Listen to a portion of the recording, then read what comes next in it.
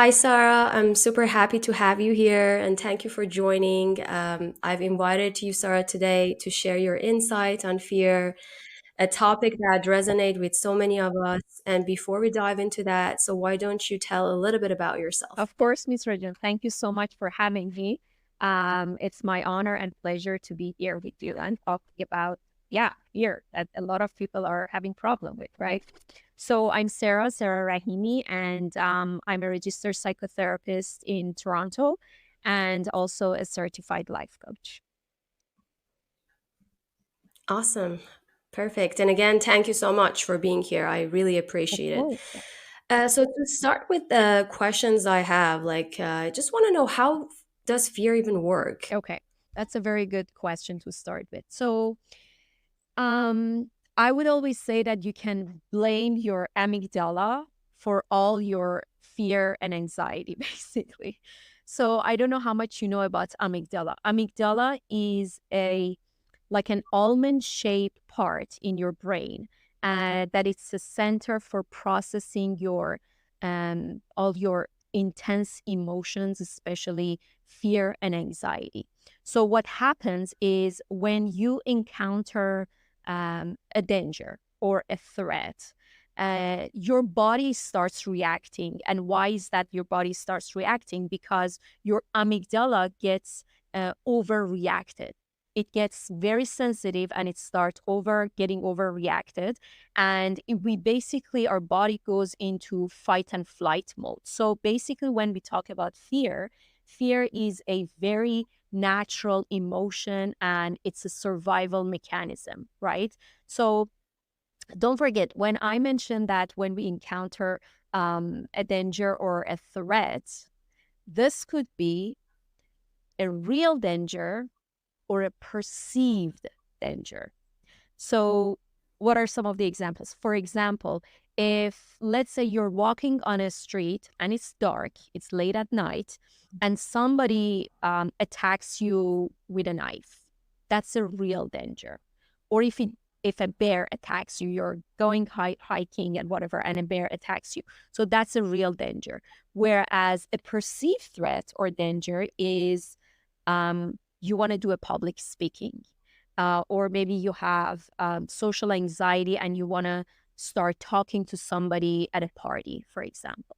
So those are perceived threats. But don't forget that our brain and that amygdala cannot identify the difference between a real threat and a perceived one, right? So what happens is that, again, like, our fear is a very natural emotion, and when we encounter a threat, again, a real one or a perceived one, our body responds in a specific ways. For and some of the physical reactions could be sweating or increased heart rate or trembling. Some people get like chest pains or chills or even having like dry mouth. So all of them are kind of signs or symptoms of having the physical reaction to fear. And again, don't forget, you can blame your amygdala. It gets overreactive and it gets oversensitive. And because your amygdala is, think of it as a like a guard dog. So your amygdala is trying to protect you from any harm or any danger, right? So it gets overreacted. And what happens psychologically is we overestimate the danger and underestimate our ability to cope with that danger. So the gap is basically where we experience anxiety or even phobia, right? So basically, we know that, for example, if you're comfortable driving, let's say, and you know that, okay, driving is not dangerous. I drive every single day, so I'm very comfortable driving. And I know my ability that I can, whatever happens, I can take care of it and handle it, right? So, whereas when you want to face something for the first time, again, let's say it's a public speaking, right? So, you overestimate the threat and the danger and underestimate your ability to cope with whatever that comes, right? And the more the gap is, the more your anxiety and your phobia is, right? So this is basically how um, fear works. And unfortunately, when we experience a lot of fear, and the ones that we don't encounter, we don't face, we miss a lot of opportunities in our life. Yeah, that's true. Yeah, it's very interesting, like to know and to be aware of it. Oh, Yeah. 100%. Awareness is always the first step for everything, right? Yeah, exactly. Yeah, thank you. So the next question I have here is, should all fear be faced? Good question. So again, it goes back to the real threats and the perceived ones. If it's real, maybe it's not the best to face it or fight it. Basically, we just have to run away because it's very dangerous. But if it's a perceived threat, and if it's something that we know that we're missing an opportunity in life, let's see if it's a progress, it's a growth, it's something that we would like to achieve, then yes, I would say that if it's a perceived threat, we should face that. Perfect. Yeah, that's a great point. And I always like tell myself, like, being honest, like with yourself, like it's the key. Like fear, because if you don't, fear tends to grow when we avoid facing things we have fear for. So, Yeah. It gets yeah, bigger and bigger, right? The fears that we don't yeah, face, it's kind of like an avalanche, right? That small, like a snowball, and it gets bigger and bigger and rolls down, rolls down, rolls down. And then you're like, you know what? Forget it. I can't just do it, yeah. right? That's so true. That's very true. Perfect. So the next question I also want to like ask you today and get some insight from you. Can you provide a brief overview of what the fear ladder is and how it's used in psychology? Okay, of course. So basically, fear ladder is a tool that in therapy treatments we use. It can basically help you overcome your fear gradually, meaning that you slowly and repeatedly expose yourself to things that you fear until you feel less anxious. Let me give you an example. Whenever I'm sure that you do you know how to ride a bicycle? I do, Okay, yes. perfect. So do you remember when you started riding a bicycle as a kid? I remember the first day. Yeah, I was so nervous. I was so scared. Right, Yeah. right. And did you just jump on the bicycle and say, da da da da, I can ride a bicycle? Probably you were using those tricycles, those all, Yeah. the wheels. And then Yeah. probably your parents help you a lot. Probably you fell so many times. You had a kneecap maybe, and you had a helmet. You fell a few times maybe or several times, and then you got up and you tried over and over again, correct? So basically, it's the same Exactly. thing. So in fear ladder, when we use fear ladder, we gradually expose ourselves to whatever that we are afraid of, right? But it's gonna be like very small steps. If I want to give you another example, I would say, let's say, somebody who has social anxiety. So we use fear ladder for anxiety, for fears, for phobias, right?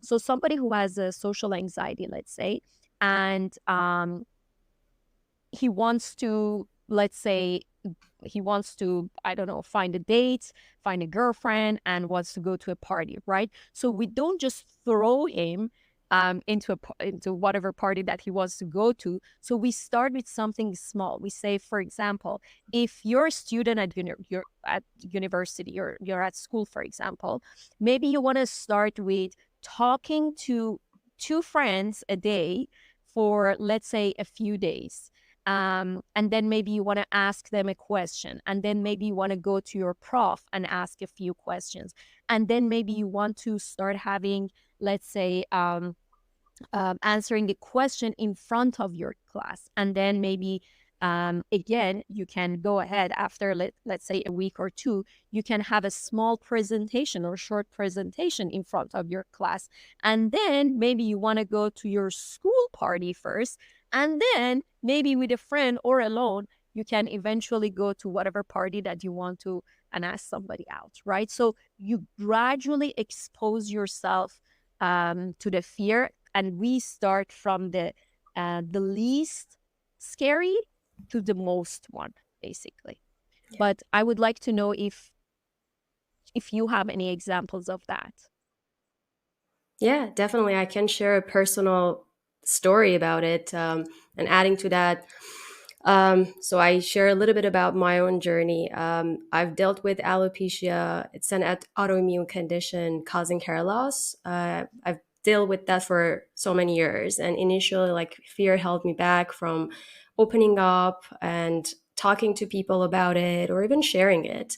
And then using fear ladder techniques, I found that is strength to break free. Starting this podcast could be one of the result of it. Like, from my first fear was even sharing it or talking about it, but by taking that as small steps of doing small things that I have fear for helps me to even like come here today, start a podcast talking about it. And I use that technique a lot and it was very useful for me. Oh, So wow. Wow. Thank you for sharing that, Mitra. Can I ask what was the first step that you started with? Do you remember? I don't know if you remember the least, yeah. say, mm, Yeah, I remember like the first one was even going to the swimming pool right. without wearing my hair and just wearing a cap, Mhm, which is like there's no hair under the mhm, caps because you want to swim and you want to be comfortable swimming. That was my first fear, going to the swimming pool without your wig on. mhm. And yeah, I started with that, and then every weekend, so I was super like nervous doing that because it was one of my first fears. And then I start going to the swimming pool, try that. And every weekend I tried that, I felt like even better and better. And I wanted to try the next fear. So that was the first one. Yes, Wow, to answer your question. wow, Yes. that's amazing. And if I may ask, what else helped you basically face your fears, even the small ones? I think doing the fear ladder, doing the things that I set up for myself in the fear ladders, let's say step two was even sharing with someone that I'm not very close Yeah. with, but is still sharing it, talking about it. And I think the most important help me is to share that by talking to people about something that I'm, for example, have fear Yeah. for. And doing the things that I set up for myself. If my fear number three is just I don't know, as an example is like going out without having, for example, like makeup for my eyes, like, or like the using some sticker for eyebrows. Like, if I have to do it, just do it. Mhm. So, and then by doing that, it helps me to feel like better about myself or stronger and give me this ability of, okay, so I want to try the next fear that I have in the list. Right. So, and I think it's just a constant thing. Like, you don't have to stop it. So, and again, like, be okay with your feelings. Like, if one week you feel like, okay, I'm scared to try this, okay, just don't judge yourself, feel okay about it, and then, but don't stop, start doing it and keep doing it. So I think that's what helps me to just keep doing and not stopping. Yeah, I, keep trying. I love, To say. absolutely love what you said about how you feel about it, and don't judge yourself. We tend to be very harsh on ourselves and judge ourselves when it comes to uh, reaching a goal, let's say. And what you just shared with us, it's beautiful. Yes, if one day or one week you set this goal to go out with your friends, let's say without your wake, even to a swimming pool or whatever, with your friends, and then if you can't do it or you don't feel like doing it, then just don't just sit there and beat yourself up for not doing it. Oh my god, I don't know, like I'm sure that I can't do this, I'm not courageous enough. So just be kind to yourself, because this is huge. Like, this is, I think, facing your fear, all your fears, that whatever it is huge. And we should not basically judge people. And fear could be anything. For you, could be going out without your wig, or just go with your beautiful um, uh, baldness with no wig. Could be that one for you, could be for one person.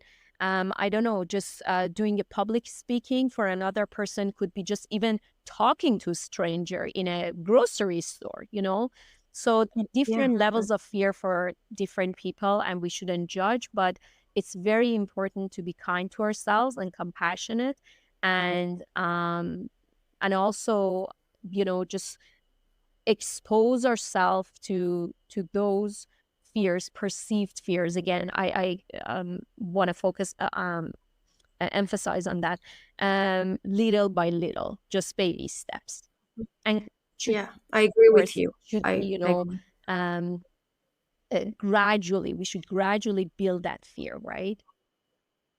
Yeah, that's so true. Like that thing you mentioned about like little by little, like it's very important because sometimes we just want to like do it all. Like I just want to like reach to the things that I want to reach or the fear I have like right away, and then probably like not the best approach. Like for me, like personally, it wasn't the best approach. I tried that a lot, but just taking that as small steps, little by little, exactly what you mentioned. So it really helped me. So Exactly. yeah, thank you for Of course. sharing and saying that. Yeah, perfect. And the last question I have here is what advice do you have for individuals who maybe hesitate or scared in facing their fear? I would say, one, believe in yourself. It's honestly number one. It's number one. Believe in yourself and know that you can do this. Number two, get help if you need to. Sometimes there's so many things in life that, I just can't do it on my own. So I ask for help. It's very important. If you don't see yourself being able to face all those fears that you have, then get help and support from a coach, a therapist, a friend, or family members, whoever that you can. And then number three, um, know in your heart that you're capable of handling that whatever comes. We think too much about the outcome and we tend to catastrophize. But to be honest, if we think about our experiences in life and all the challenges we had, we can count probably countless of events that we were not ready to handle, but we did. We handled beautifully. So know in your heart that whatever comes, you can handle it perfectly, right? And it's not going to kill you. And of course, number four, I just say, feel the fear and do it anyway. And there is a book by that title, actually, by Susan Jefferson. Oh, Yes. nice. I have to read that book. Yeah, yeah. Yeah, Feel the fear perfect. and do it anyway by Susan Jefferson. Yeah. Awesome. Yeah, thank you. So those are great insight, great information, and I really appreciate you coming here, just sharing this insight with me today. Of course. Thank you So so that would much. be very And helpful. thank you for, sharing your story. I believe that the more we share our stories, the more we show our vulnerability with the world, we can inspire other people to feel more empowered and inspired to face their fears, basically. So thank Yeah, that's a beautiful thing you mentioned. Yes. And I agree with you. Personally, one of the reasons I wanted to also share, we're starting the podcast, it was, yes, I wanted to face my fear. I wanted to like just feel free. But also, like I told myself, if it does impact even one person going through the same thing, it could be alopecia or it could be something you. else. That's very important for me. Like that's something I really care about. So Yeah. yeah. Thank you so much for having me again, Mitra. Yeah, thank you. So I hope you enjoy your weekend, and You as so we'll well. chat Take soon. care. Yeah, Bye bye. take care.